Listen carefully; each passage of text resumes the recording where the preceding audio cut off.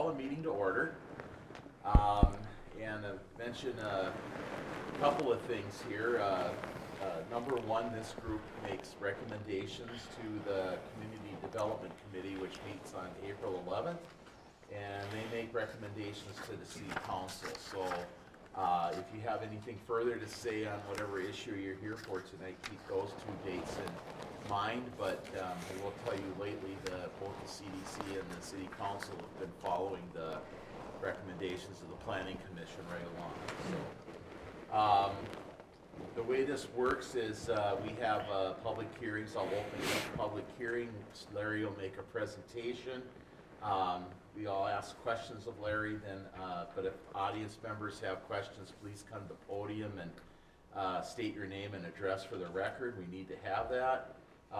Then the audience can come to the podium and state, again, name and address, and add any comments that you want to. Close the hearing. Planning Commission member makes a motion. Discussion on the motion at that point is Planning Commission only, but we can ask questions of Larry or the audience again. So with that, we're going to get started. The first order of business on here is approval of the minutes of the regular meeting held on March 3rd. So do I hear a motion? I would move to approve minutes. Thank you, Nancy. So we have a motion to approve. I need a second. Don was second. Seconded by Don. Any discussion on the motion? Okay, all in favor of the motion signify by saying aye. Aye. Opposed? None opposed. Minutes will be published as presented then. So the first item of business under public hearings is item A is a public hearing to give consideration to a variance to allow 15-foot setback from the road right of way for a 12-by-12 shed at 1209 Westlake Drive. So Larry, can you fill us in on this? Yes, this is a request from James Benedict to allow construction of a 12-by-12 shed with a 15-foot setback from the road right-of-way at 1209 Westlake Drive. The site plan is in front of you. The X marks the spot where he wants to put the shed. And basically, given the depth or the shallowness of that lot, in order to meet the setback from the lake and the road, it would be quite impossible. I think he's chosen a very good location for the shed. And the 15-foot setback is certainly adequate given the fact that there are already garages and houses that are setback less than that. So the Planning Commission should consider the following findings. First, that the variance is in harmony with the purpose and intent of the zoning ordinance, as it will allow an accessory use common to other structures in the area. 2, the variance is consistent with the comprehensive plan, as it is a residential use in a residential district and is similar to other structures in the area. 3, the proposal will put the property to use in a reasonable manner, as it will allow the shed in a location that is out of the way of traffic and allows maximum use of the yard space. 4, the circumstances are unique to the property, as the property is a non-standard shape and is very shallow between the lake and the road right-of-way. And 5, the variance will maintain the essential character of the neighborhood, as the proposed location is similar to others in the neighborhood. I recommend approval of the requested variance as stated in the application, subject to the project being constructed as shown on the approved site plan. Okay. Thank you, Larry. Questions for Larry?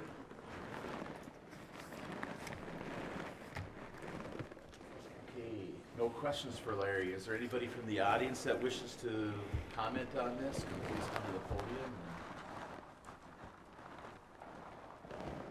Larry, I do have a question. The 12-by-12 structure, I get that, but it's on a wooden platform that's 12-by-16, and so. The platform wouldn't matter because that would be like a sidewalk or something, so Okay. that's not an issue. Okay. Any other questions? Okay, well, if nobody has any questions or comments, I'm going to close the public hearing and would entertain a motion for approval or rejection of this request. A motion to approve. Okay, thank you, Marcus. Motion to approve, need a second. Thank you. Chris seconds, so, we got a motion and a second. Further discussion on this? I assume this is underneath the non-permeable surface requirements? Like It is, yep. I didn't see it annotated, so it's just. Very good. Any other questions? Okay, well, I'm gonna call for a vote on this. All in favor of granting the variance signify by saying aye. Aye. Opposed? Motion carries. So we'll be making that recommendation to the CDC on April 11th. Thank you. So with that, we'll move on to item B, which is a conditional use permit to allow a short-term rental of an entire 4-bedroom home at 1038 Westlake Drive. So Larry, go ahead and start. This is a request from Larry and Suzanne Wheeler for a short-term rental at 1038 Westlake Drive. This is a 4-bedroom home. The zoning ordinance allows short-term rentals as a conditional use in residential districts subject to the following conditions. Do you want me to read all of those conditions, or should we just get to the ones that are seemingly most significant? So I think we're good. Everybody has Okay. those in front of them. Does somebody in the audience want to hear all of the conditions? Okay, they're pretty standard, but yeah, do this more significant ones. So this would be, they would be allowed to have 2 guests per bedroom for a maximum total of 8 guests. They're required to have 6 off-street parking spaces. The parking areas have to be screened from adjacent residential properties, and all the driveways and parking areas shall be paved. I added that on to number 6, Okay, just because that's typically what we require, but I just wanted to make that clear because they are showing some spaces in the backyard that are not paved. okay. So They can meet the parking requirements. they can meet the parking requirements, and I would recommend approval of the conditional use permit to allow the 4-bedroom home to be used as a short-term rental subject to the conditions listed above. Okay, thank you. Any further questions for Larry at this point? I did have some comments sent to me earlier. Would you like me to read those into the record? We have or- them run into the record, yes. Okay. This first item is from Tom and Sue Dizzy at 1040 Westlake Drive. It says, "We live next door to Larry and Suzanne Wheeler. Their driveway, garage, and backyard patio are about 4 feet from our driveway. The home has been rented out several times before, and the following items have been a problem. 1, several cars in front of the driveway block the view of oncoming traffic, which is worse during the 4th and Wee Fest and makes it harder to exit our driveway safely.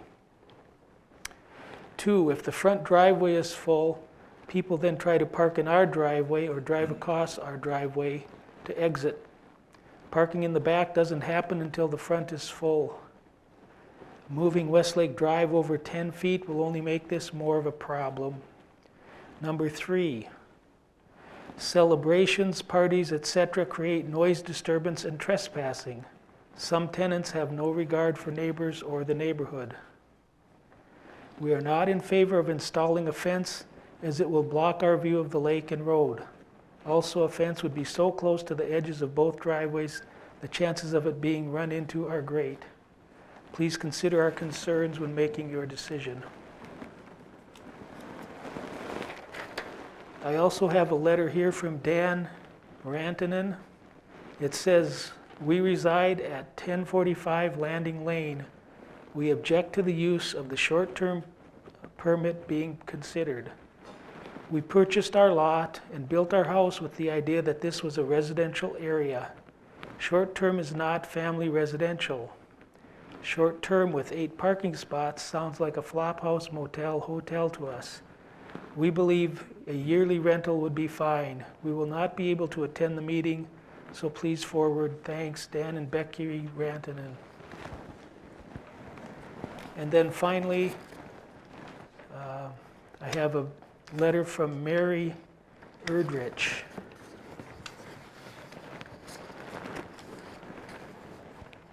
"I am responding to a hearing notice I received regarding the request for consideration to a conditional use permit to to allow a short-term rental of an entire 4-bedroom home at 1038 Westlake Drive. As a descendant of the original owners of 1036 Westlake Drive, I am strongly opposed to allowing this permit. My family has owned property on Westlake Drive for more than 80 years. Changing the dynamic of our little portion of Westlake Drive is concerning. Allowing this permit would change the neighborhood in a number of ways. The neighbors on this portion of Westlake Drive are long-term residents. It is a quiet neighborhood. Everyone maintains their property and respects their privacy. Our property is right next door to the proposed rental. The two homes are very close to one another. Short-term rentals frequently attract disruptive visitors. Short-term rentals have no stake in the community and therefore no reason to care how the neighborhood around them suffers from their vacation activities. The biggest concern is the constant potential for noise disturbances and parties, as well as safety concerns. 1038 was sold as a private residential home to the Wheelers last year. I believe it is important to note that they have not had time to fully develop any bond to our community.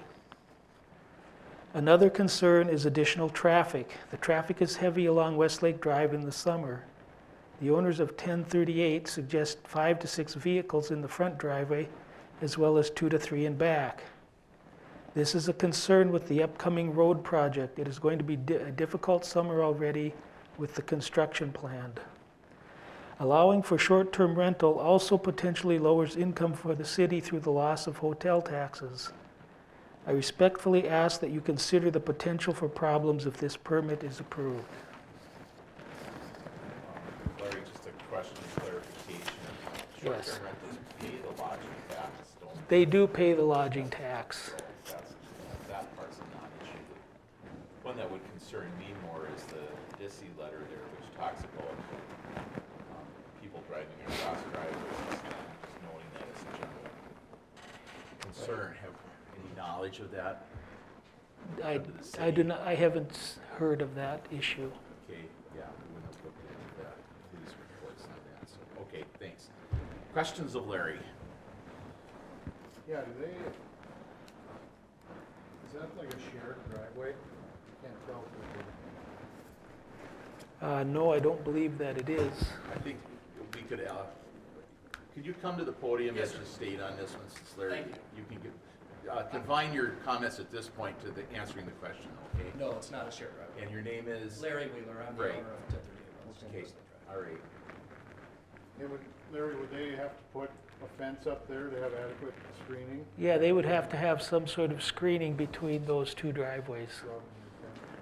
Correct. There's room to meet that, Court. You've got it. If they can't, then they wouldn't have, they won't Wouldn't get be the able to. permit.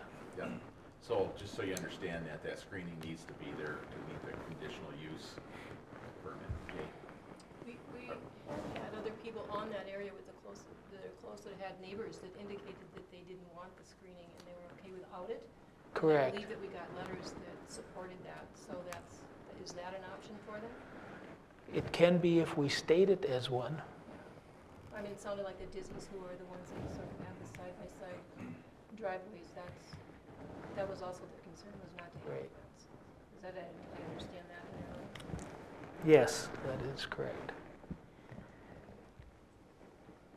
But I'm having a hard time seeing, because I can't make this big enough, as far as to be able to get to the back They would, parking spaces, you can't go by the house. You have to come in from the street in the back. correct. Yeah, Okay. people do that now in that area. Yeah, yeah. Well, and then in the front yard, it looks like there's, on mine, that there's like 6 parking spots allocated, but 4 deep and 2 in the other row. So I could understand if those cars try to get out, but they're possibly going into the neighbor's driveway to get around. No? Well, screening I or mean, a that's what fence, the- would Well, that's certainly my- prevent That's that. what I was gonna get to. I mean, the letter said that that happens, that the people drive into their driveway, but mentioned that you talked about the screening, and they're concerned about the screening blocking your view and also leaving their driveway as far as traffic. Is there a compromise that the screening could go partially, you know, maybe not close to the road, but halfway so that Well, I those think first if two you- parking spots maybe? Yeah, if you left it back a little ways, say 20 feet from the edge of the property, then And that would you would discourage have, any potential, yeah, it would discourage anyone from trying to cut over, and it would also enable people to see the road before they Right. get right out to it. And Sure. a shorter fence too. yeah, it could be a 3-foot fence or something. The fence Yeah. ordinance for that Fence, would be, what's the the re- fence ordinance for The that? requirement for the front yard is 3 feet. 3 feet. They can't go higher than that. You can't. So that would cover the screening requirement and the Yes, barrier requirement. Correct. And keep it low enough that it shouldn't block the lake view too, I would think. right. And it's supposed to, and the screening 3-foot fence is 30 feet from the road? What's the ordinance? No, a 20? 3-foot fence would be in the front yard. Anything in front of the front building line of the house has to be 3 feet. 3 feet tall, but I'm talking about the setback from the road. Yeah, there's no setback requirement for the fence. So are you thinking more right away, Nancy? You don't, Yeah, I'm thinking about visibility for seeing cars coming through as a busy road. can a fence go right up to the property? Because the fence can't go right up to the Fence property line. can go right up to the property line, Right, it yes. can go along, It can't if it's in front. It can, but it can't go in the road right away. no, So Correct. the road right away is 60 feet 66 feet wide, from the center of the road. 33 feet from the center. Okay. A lot of math going on. Yeah, And then will that have to be adjusted once the road is moved over?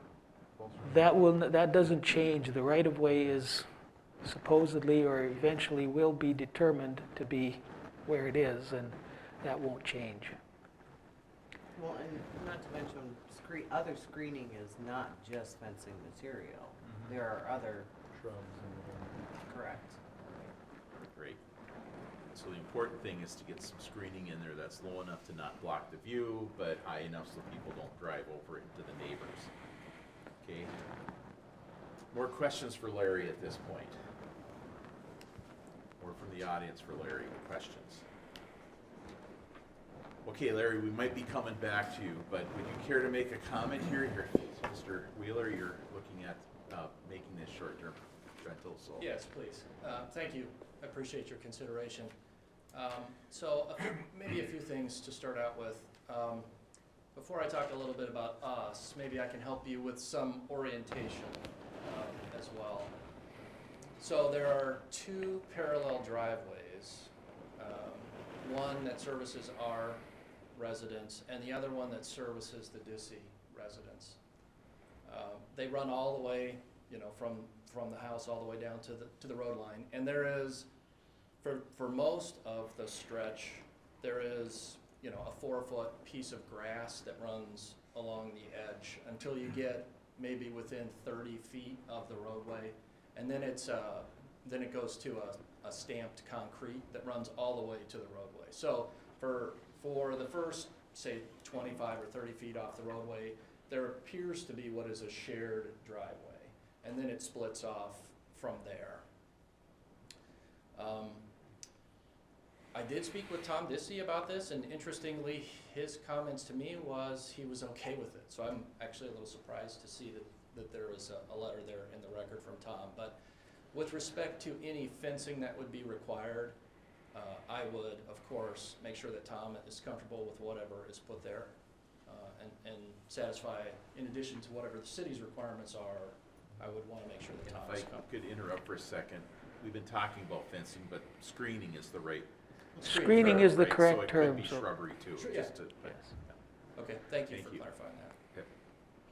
Okay. And then, one of the other things that's very difficult to make out from the picture is we have a fairly significant distance between the garage and the roadway. So it's likely that we could get more parking on that stretch than is shown there. We were trying to be a little bit conservative just because we've got such a large backyard there as well. So people can go around to Gary Avenue and come back down on Gary Avenue and park in the back as well if they need to.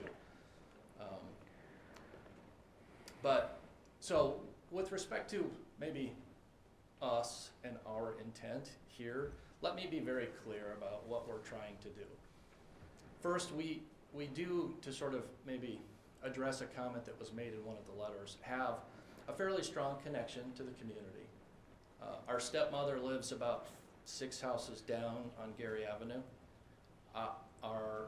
Suzanne's mother owns a farm in Lake Park, and that farm's been in the family for hundreds of years.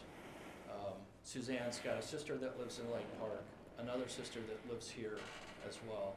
We've been coming up to, we live in the cities, but we've been coming up here for over 20 years visiting the family on a consistent basis. One of the things we've struggled with is actually getting housing when we get here, right? The hotels are full, you gotta have multiple days to stay here. It became increasingly difficult for us to be here on a consistent basis in the summer times in particular. So one of the things that we did was look at purchasing this house to help us with that. Our intent is to be part of this community. Our intent is to use this as our house. We've been here well over 50% of the time since we purchased the house, but this may not come as a shock. Prices here have elevated quite a bit in the last few years. And we had to stretch to buy the house. So while we intend to be here the majority of the time and use this the majority of the time, we would like to be able to do this occasionally to offset that expense. We have no intention of turning this into an income producing property. We have the intention of being here and using it and becoming a part of the community. So it would be an occasional use at best. Okay, questions for Mr. Gary Godon? You still have your home in New Hope? I'm sorry? You still have your home in New Hope, We do. and you'll continue to keep it? Yes, I work in the city, so I've got to go back and forth, yeah. Further questions? Okay, thank you. We may come back to you, but I Appreciate appreciate your the comments. So, other comments from the audience on this? Please come up. State your name and address for the record again, please. Hi, I'm Julie Herman, and I have a house on Westlake Drive as well as on Carroll Avenue. I guess my question is kind of wanting to understand as well, because the map that I got, for one, I got it from my house on Carroll Avenue and my Westlake Drive house. My family, who also lives on Gary Avenue, did not get it, and 3 of her neighbors didn't get it, so I'm not sure who got sent it. So, but anyway, I'm representing 3 homes in matter. But what I see right now is they're putting, I've known the last 3 neighbors, right? I grew up right around the corner. If you go right around the corner, that's where I grew up for my entire life, still own that lot. And there isn't 2 driveways. And so my question is, they have to have a paved driveway. Can they have 2 legal paved driveways? Because I know the front cannot legally be, unless it is changed in, probably I looked at that lot probably about 20 years ago. It was still considered a legal single wide driveway, even though the neighbors, as some people have, that it's gotten wider. But I know the previous neighbors, 3 cars would be in there and the 4th car would be in the yard. Right, so I guess my question is the front yard considered truly a double wide so that they can get 6 in that spot? And then second one is, can they legally have 2 legal driveways and have 2 paved driveways and qualify? If you want to answer those, that's my biggest question I have first. Larry, Those- can we take a crack at those, please? Okay. They are showing the existing driveway and showing the parking spaces on an existing driveway. So it's a grandfathered in, non-conforming use that way. And yes, they can have 2 driveways when they have a double frontage lot like that. Okay, they just have to pave it though, and They would have to pave it, correct. Okay. It just has to fall within the impervious surface rules, Right. and they would. They would have to make that determination, but he's saying they have adequate parking in the front without using the back. Well, they have 5 marked on their map, but you say, But there- stated that there's they a need garage 6. there as well, though. That also, Pardon? the garage space would also count as a Okay. parking space. Okay. So because obviously I want to do rentals as well, so now I'm gonna ask this question personally. So if I start to make my yard or my driveway a little bit wider, if I go to sell it, it will be considered grandfathered in? Not This has necessarily, happened over the not years. necessarily. It's, that's a very hard question to answer with, I Yeah. mean, there It's isn't a like I said, simple I've answer known to that that. yard for forever, played in it for Yep. forever. Obviously, there's when they did the road in the back, when they actually made a path, because it was originally, way back, I have the original plot, that was 2 lots, and the owner made it into 1. So that's why there's 2 access points at that point, and there's only 3 yards that actually have that same thing, so that's why I wanted to understand how the rule is unique to this lot. Well, the bottom line is there's enough pavement and enough driveway to park 6 cars up there. There actually was a house, was it last meeting or 2 meetings ago down, I think it On was your street Carroll. there. Yeah, on Gary, that we had to deny the conditional use permit for because there was not enough parking spaces off-street. And there was no way that they could widen the driveway enough and pave it to make that happen and put in screening, so. But in this case, Larry's looked at it and there is enough space there, so, okay? So don't take anything for granted. Make sure you check before you start paving, okay? So, any other comments or questions? And thank you, by the way. Okay, well, if there's nothing further that anybody wants to say on this, I'm gonna close the public hearing and look for a motion. I move to approve the conditional use permit as written. Good, thank you. So there's a move to approve the conditional use permit. Is there a second? I would second that, but I wanted to be able to clarify that if they have the okay from the neighbors to not do the screening, I want to clarify how that process is. Yeah, there's that screen. We would just put that in as the condition that relates to the screening. We would say it's required, but that they could dispense with the screening if they get a letter from their neighbor saying that they're okay with that. Let's add that to my original motion, because I agree with that. Yeah. Okay. Okay. And I'll look back Knowing at the that last one we screening did. and having the neighbors understand what the screening would have to be, what exactly where it would be, could be a shrub, 3 feet high, how far setback, that they would have to know exactly in there.